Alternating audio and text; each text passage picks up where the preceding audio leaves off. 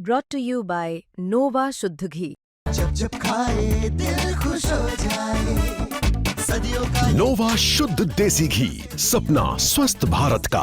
I love घी। नमस्कार, मैं हूं आपका दोस्त विजय विद्रोही और आप देख रहे हैं हमारा खास कार्यक्रम विजय फैक्टर।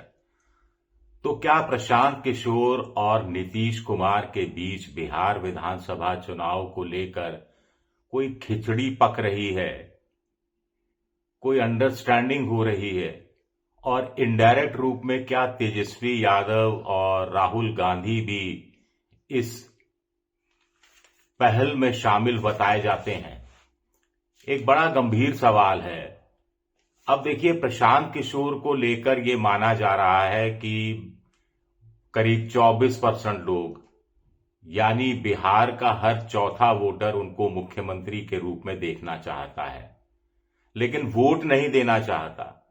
वोट कितना देना चाहता है ये पता नहीं। आमतौर पर बड़े बड़े सेफोलॉजिस्ट कह रहे हैं 8-9% वोट ले आए तो बड़ी गनीमत होगी, लेकिन दूसरे सेफोलॉजिस्ट का कहना है कि 6-7% भी अगर प्रशांत किशोर वोट ले आते हैं तो वो कम से कम 2 दर्जन, कुछ लोग कह रहे हैं 2.5 दर्जन, 2 दर्जन यानी 24 से ज्यादा सीटों का पूरा समीकरण बिगाड़ कर रख देंगे और इसका 2/3 से लेकर 3/4 नुकसान सीधा सीधा बीजेपी को होने वाला है। अब बीजेपी को नुकसान होने वाला है तो फायदा किसको होगा? आप कहेंगे महागठबंधन को होगा। जी नहीं, यही नीतीश कुमार चाणक्य 2.0 सामने आते हैं।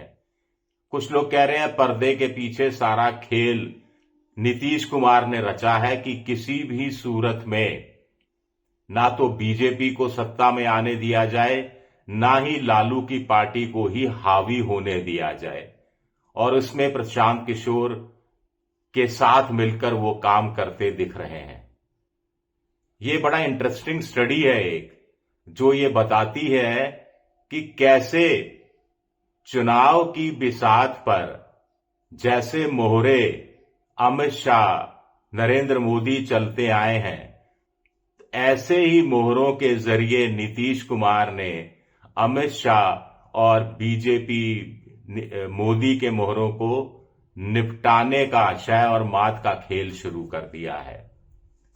कुल मिलाकर आंकड़े बताते हैं, लोगों का कहना है जो पॉलिटिकल चुनावी गणित को आसानी से समझते हैं, कि जिसमें उदय चंद्रा भी एक बड़ा नाम है, जिनका टाइम्स ऑफ इंडिया में ये लेख है जिसके हवाले से मैंने ये वीडियो बनाया है। अगर जन स्वराज को 6-6.5% वोट मिलता है तो एनडीए को 2/3 से लेकर 3/4 सीटों का नुकसान पहुंच सकता है। बीजेपी का जो शहरी क्षेत्र का और युवा मतदाता है वो प्रभाव में आ सकता है प्रशांत किशोर के। अर्बन सीट्स भागलपुर है, मुजफ्फरपुर है, दरभंगा है, पटना है। अगर इसमें से 5% वोट भी बीजेपी का सरक गया, सिर्फ 5% वोट भी बीजेपी का सरक गया और जन स्वराज में चला गया, तो इससे सीटें बीजेपी की ये फ्लिप कर जाएंगी और यहां महागठबंधन जीत जाएगा। महागठबंधन को इन शहरी क्षेत्रों में इतनी सीटों का फायदा हो जाएगा। महागठबंधन को भी पीके नुकसान पहुंचा रहे हैं, लेकिन वो मामूली है। और जो अर्ध शहरी सीटें हैं, अर्ध शहरी क्षेत्रों की सीटें हैं, उसमें बीजेपी को प्रशांत किशोर के कारण नुकसान भी पहुंचेगा, जिसका फायदा कांग्रेस को मिलेगा। अब आप कहेंगे मैं वीडियो बना रहा हूं नीतीश कुमार और प्रशांत किशोर के खेल पे, और फायदा तो तेजस्वी को कहीं हो रहा है और कहीं कांग्रेस को हो रहा है। यही चाल है नीतीश कुमार की। अंततः फायदा चाहे महागठबंधन को हो, चाहे कांग्रेस को हो, चाहे तेजस्वी को हो, लेकिन अंततः इसका सारा फायदा किसके खाते में जाएगा? किसको मजबूत करेगा? 25 से 30 नीतीश। समझ गए आप? 6% जन स्वराज वोट एनडीए की 10 से लेकर 15 सीटें कम कर देगा।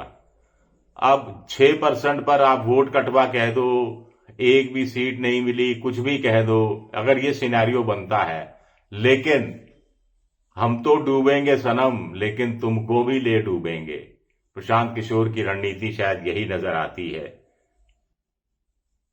अब देखिए, बीजेपी का वोट अगर जन स्वराज काटता है तो इससे नीतीश को कैसे फायदा होता है। अगर बीजेपी मान लीजिए जन स्वराज उसकी 10-15 सीटें खराब कर देता है और बीजेपी 60 पर आ जाती है और नीतीश पिछली बार 43 पे थे, इस बार 45-50 पर पहुंच जाते हैं, तो साफ तौर पर नीतीश अपनी अपर हैंड स्थापित करने में कामयाब हो जाएंगे। और उसके बाद अगर यही सिनेरियो बैठा तो फिर प्रशांत किशोर की जन स्वराज और नीतीश की जनता दल यूनाइटेड के बीच में किसी तरह का नया तालमेल सामने आएगा नहीं आएगा, ये देखना पड़ेगा।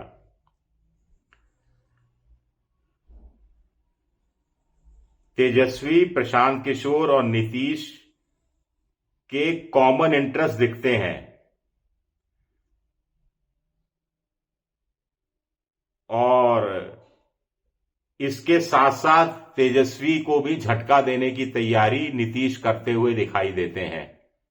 कहा मैंने आपको बताया कि बीजेपी को झटका देने की प्रशांत किशोर के सहारे तैयारी है, और कहा महागठबंधन में आरजेडी को भी झटका देने की तैयारी है। आरजेडी की सीटें अगर 60 से नीचे आती हैं, प्रशांत किशोर कुछ नुकसान उठाएंगे और कुछ नीतीश ने अपनी तिगड़मबाजी ऐसी फिट कर रखी है, तो ऐसे में बीजेपी को नीतीश के टर्म्स को स्वीकार करना पड़ेगा, नीतीश की शर्तों को स्वीकार करना पड़ेगा किसी भी सूरत में, या फिर नीतीश को खुला छोड़ देना पड़ेगा बीजेपी को कि वो फिर तेजस्वी के कैंप में चले जाएं। तो यहां दोनों तरफ से नीतीश को इस रूप में फायदा हो सकता है। ये बड़ा इंटरेस्टिंग ये एक लेख छपा है जो इन चीजों की तरफ ध्यान दिलाता है कि कैसे जो नीतीश हैं, जो उनके खिलाफ एंटी इनकम्बेंसी को वो एक हथियार के रूप में इस्तेमाल करने लगे हैं। यानी बहुत सी पॉलिटिकल पार्टियां तो एंटी इनकम्बेंसी के कारण पिट जाती हैं, नीतीश 20 साल की एंटी इनकम्बेंसी को हथियार के रूप में इस्तेमाल कर रहे हैं। वो एंटी इनकम्बेंसी को एब्जॉर्ब कर रहे हैं और उसको बीजेपी पर डाल रहे हैं। यानी 20 साल की एंटी इनकम्बेंसी पर 11 साल का बीजेपी का, एनडीए की सरकार में बीजेपी का दखल, वहां वो गेंद उस पाले में सरकाने की कोशिश कर रहे हैं नीतीश, और ये खेल शायद बीजेपी के समझ में आ नहीं रहा है। मैं मानकर चलता हूं आपको नीतीश का खेल समझ में आ गया होगा। शुक्रिया, बहुत बहुत शुक्रिया मेरा वीडियो देखने के लिए।